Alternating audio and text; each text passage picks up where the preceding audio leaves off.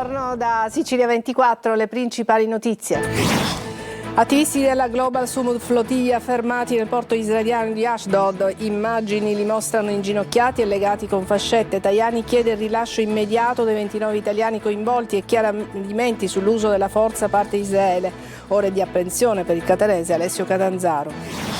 A Catania, a soli 13 anni, violentata dalla madre e dal suo compagno. La denuncia partita agli insegnanti e la bambina che frequentava una scuola di Acireale.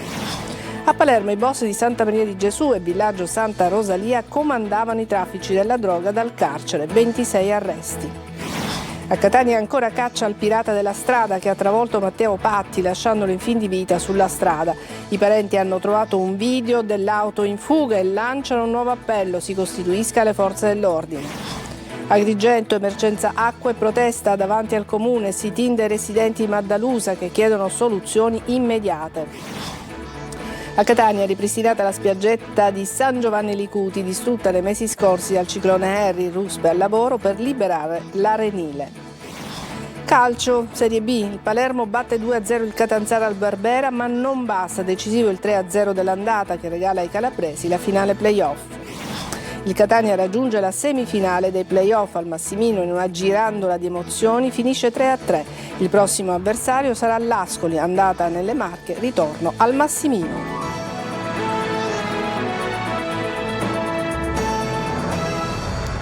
Bentrovati, sono ore di apprensione per il catanese Alessio Catanzaro. Gli attivisti della flotilla detenuti nel porto di Ashdod sono stati umiliati e costretti a stare in ginocchio. Fra gli italiani fermati, come vi dicevo, c'è anche il catanese Alessio Catanzaro. Il ministro degli esteri Tajani, dopo la diffusione del video, ha detto: per quanto ci riguarda è stata superata la linea rossa. Ma sentiamo i dettagli nel servizio di Simona Mazzone. Costretti a stare a terra in ginocchio, le mani legate con le fascette, in silenzio, sono gli attivisti della flottiglia detenuti nel porto di Ashdod e tenuti così dentro un tendone. Sono le immagini di un breve video diffuso dal giornalista israeliano Amit Segal sul proprio canale Telegram.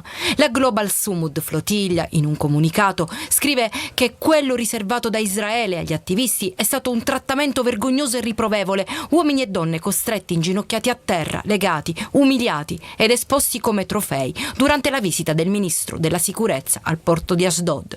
Il ministro degli esteri Tajani intanto ha avuto diversi contatti con il suo omologo israeliano Gideon Sa'ar affinché tutti i 29 italiani vengano liberati e messi in condizione di ripartire al più presto, annunciando che sono in arrivo i primi 2 italiani, il parlamentare carotenuto e il giornalista Mantovani. Il titolare della Farnesina avrebbe chiesto anche chiarimenti sull'uso della forza da parte delle autorità israeliane.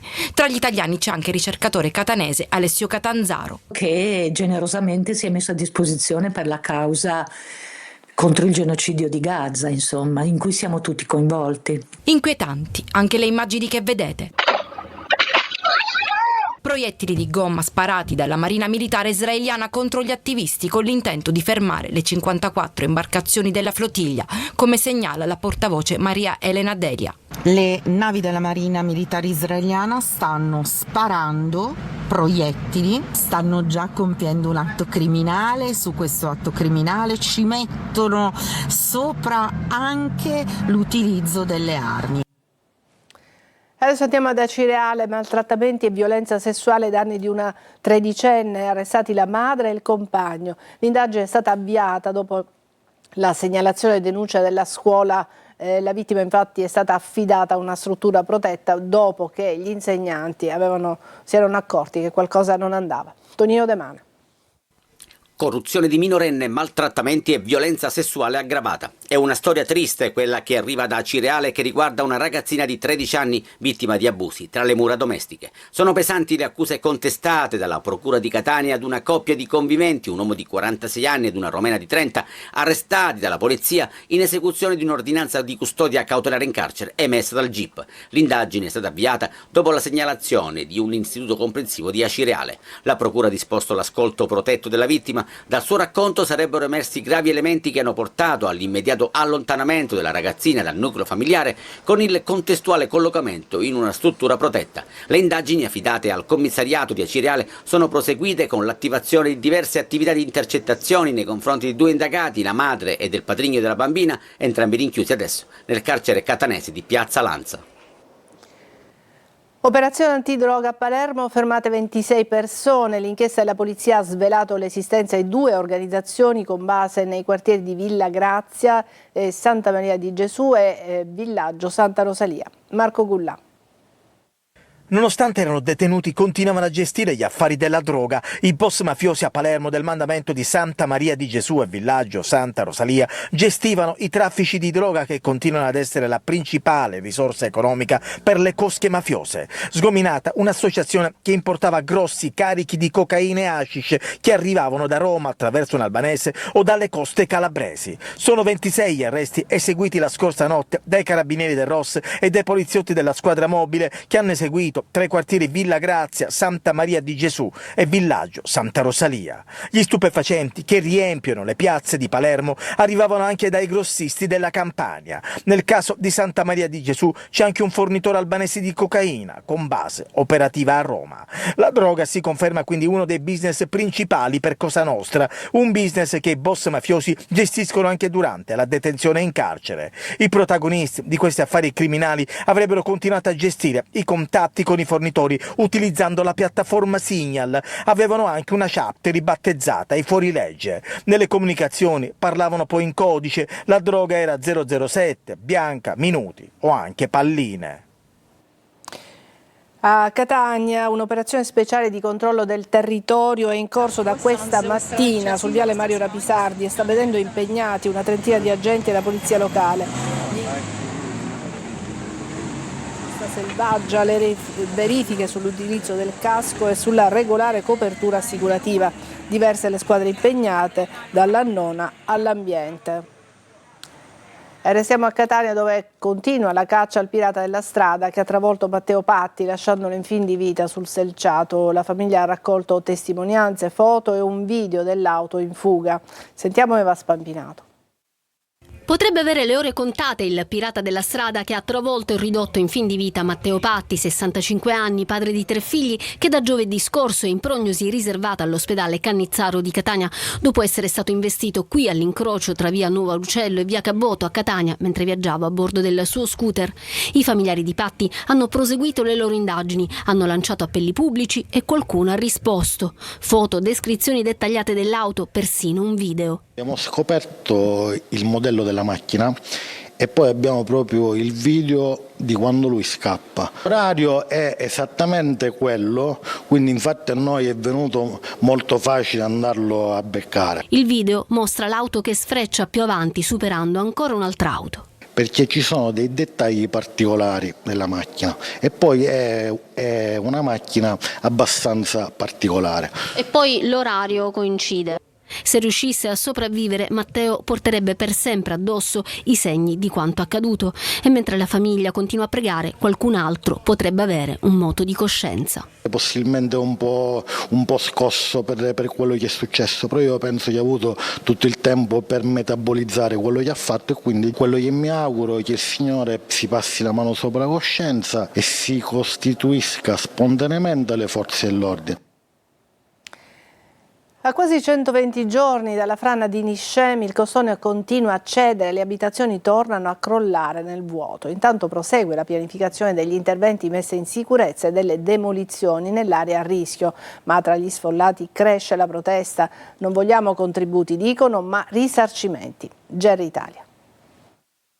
A Niscemi le ferite della frana continuano ad allargarsi alla vigilia dei 120 giorni dal crollo del costone del 25 gennaio. Il cedimento di un altro edificio già parzialmente distrutto ha riacceso i riflettori sulle abitazioni della zona nera. Nella fascia più esposta, quella che va dal ciglio della frana fino a 50 metri di distanza, è prevista la demolizione totale degli immobili. Un'area che dovrà essere completamente ripensata per evitare nuovi cedimenti come quelli del 25 gennaio scorso e del 12 ottobre del 97. La gestione degli interventi è affidata al commissario nazionale Fabio Ciciliano, che dispone di milioni di euro destinati destinati sia alla stabilizzazione dell'area sia alla delocalizzazione delle abitazioni da abbattere, ma è proprio sui risarcimenti su quelle case che esplode la rabbia degli sfollati. Roberto, uno dei primi ad aver perso la casa, ha fatto fare una valutazione reale per ricostruire un'abitazione di 100 metri quadrati con i prezzieri regionali della regione siciliana. Tra progetto, sicurezza, terreno, indagini geologiche e IVA servono circa 2.740 euro al metro quadro, ma le valutazioni presentate ad oggi non superano invece le 600.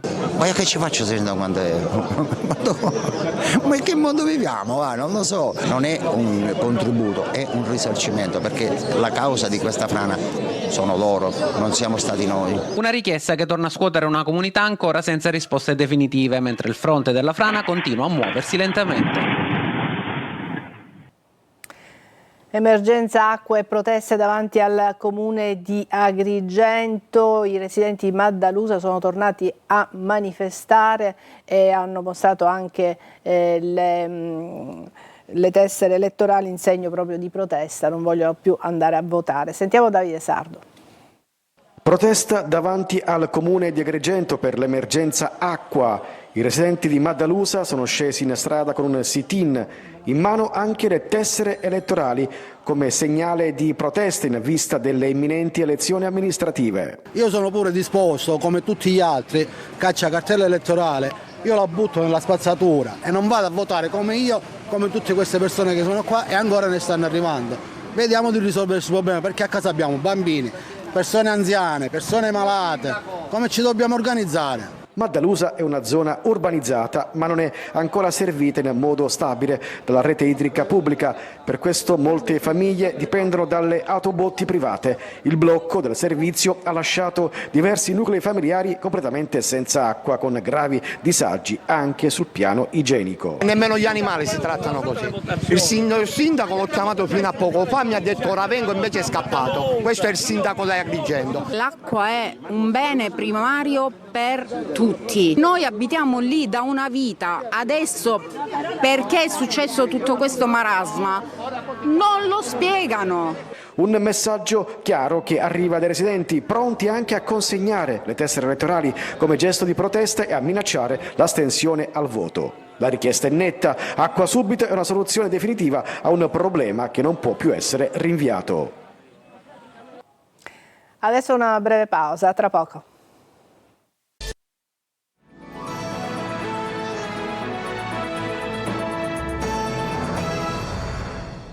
La furia del ciclone Harry l'aveva quasi cancellata. A Catania torna alla luce la spiaggetta di sabbia vulcanica di San Giovanni Licuti, grazie all'intervento di ripristino avviato dal Comune di Catania, che si concluderà in pochi giorni. Desiree Ferlito.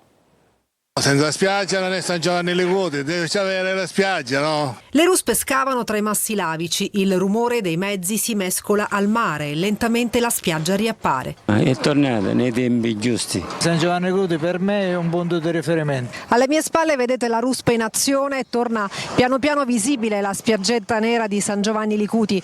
Qui fino a poche settimane fa c'erano i grossi massi trascinati dal ciclone Harry e la città di Catania prova a riprendersi uno dei luoghi più iconici della sua città. Contentissima, tanto è vero che ho deciso di venire qua. Basterebbe un po' di pulizia, secondo me, e tenerla bene la spiaggia, saremo felici noi. Il Comune di Catania ha avviato un intervento straordinario di rimozione dei grandi blocchi trascinati a riva dal moto ondoso. Un'operazione promossa da 3 assessorati alle manutenzioni di Giovanni Petralia, al mare di Andrea Guzzardi e alla protezione civile di Daniele Bottino. I lavori dureranno una settimana, giusto il tempo per consentire le prime tintarelle. L'intervento garantirà circa 400 metri quadrati di arenile, a ridosso del tradizionale solarium quasi ultimato. Prendo il sole, faccio il bagno. Abbiamo il mare in città, io anche d'inverno vengo. Ed è una fortuna? Davvero. Un nuovo asset strategico per le gole dell'Alcantara. L'intervento è dell'imprenditore Francesco Russo Morosoli, che ha acquisito il sito con l'obiettivo di rigenerare il valore di una risorsa turistica di rilievo assoluto. Orazio Longo. Uno spazio ricco di attrazioni, 4 ascensori per raggiungere il fiume, servizi sportivi integrati, musei, rappresentazioni teatrali e itinerari tematici.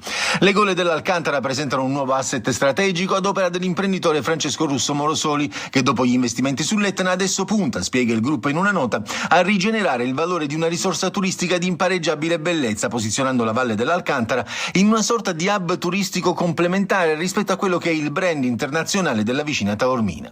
Il sito famoso in tutto il mondo è un parco botanico e geologico caratterizzato da gole di basalto lavico a forma di prisma, ma anche un grande parco divertimenti per bambini e adulti posto al centro della Valle dell'Alcantara tra Castiglione di Sicilia e Mottacamasta. Tra le attività sportive gettonate il body rafting e il canyoning, che con le guide al seguito consentono di visitare le rapide e le cascate tra le acque gelide, che è il marchio distintivo delle gole, immortalate anche in diverse pellicole cinematografiche, l'ultima in ordine di tempo nel film di Matteo Garrone, Tale of Tales. Ancora una pausa e poi il calcio con il Palermo e il Catania.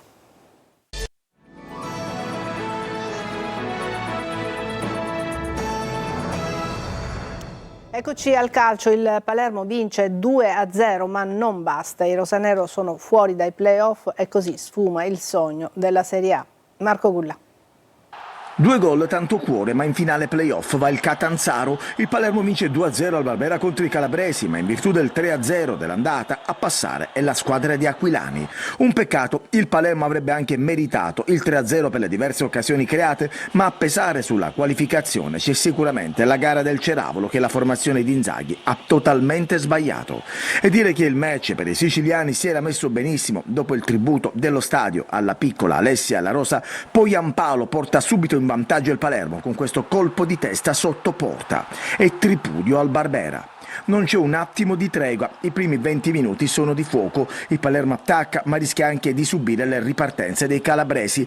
Gli ardori del Palermo si placano e il Barbera deve accontentarsi dell'1-0 a riposo. La ripresa parte subito a 1000, Palumbo si gira in area di rigore, palla sul palo, Ranocchia al 52esimo carica una sventola col mancino e trova la strepitosa risposta di Pigliacelli, poi Jonsen in area, ancora il portiere del Catanzaro salva. Finale convulso, Palumbo in acrobazia manda fuori, poi Di Francesco e Pittarello si mangiano il pari davanti a Joronen. Il Palermo ringrazia e stampa il 2-0 all'89esimo con Rui Modesto che infila al volo sul lancio perfetto di Ranocchia. C'è però solo tempo per 2 espulsi, Pierozzi e Palumbo, e la rissa finale al triplice fischio. Rissa anche a fine primo tempo con il figlio del direttore sportivo del Catanzaro, Ciro Polito, che ha aggredito alcuni tifosi in tribuna autorità.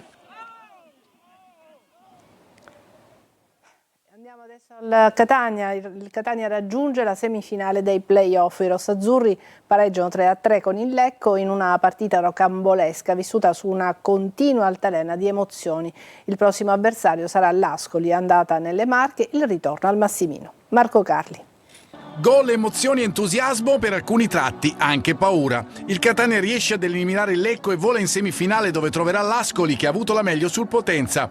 L'atmosfera del Massimino stracolmo, 20.000 spettatori, è incredibile. L'avvio elettrico. Casasola riceve da Jimenez dopo un ottimo sviluppo sulla destra. L'esterno mette in mezzo, sull'altro palo irrompe Donnarumma.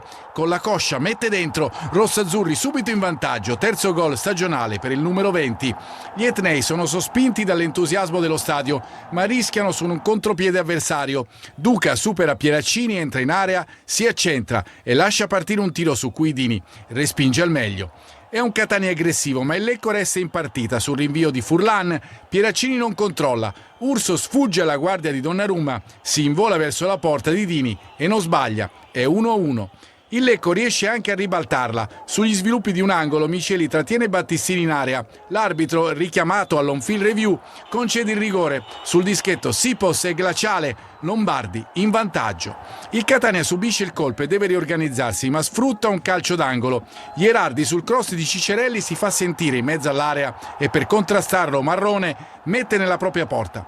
2-2. I tifosi esultano, sollevati, gol importantissimo che arriva poco prima dell'intervallo. Il Lecco però ad inizio riprese subito pericoloso. Duca dalla sinistra si accentra e tira, Dini respinge. Il Catania può contare invece su Super Ierardi che spezza un'azione in ripartenza di Duca e si proietta in avanti. Riesce a scambiare con forte in mezzo all'area e di sinistro batte Furlan, un gol da cineteca, davvero attaccante, tripudio, rosso-azzurro. Gli etnei sembrano in controllo, ma mai fidarsi del Lecco. Su un pallone che esce dall'area di rigore Duca controlla e fulmina Dini. I rossazzurri si lamentano per un tocco sospetto in area di Konaté, ma l'arbitro convalida. Bruzzaniti in contropiede la possibilità del colpo del KO, ma spedisce fuori.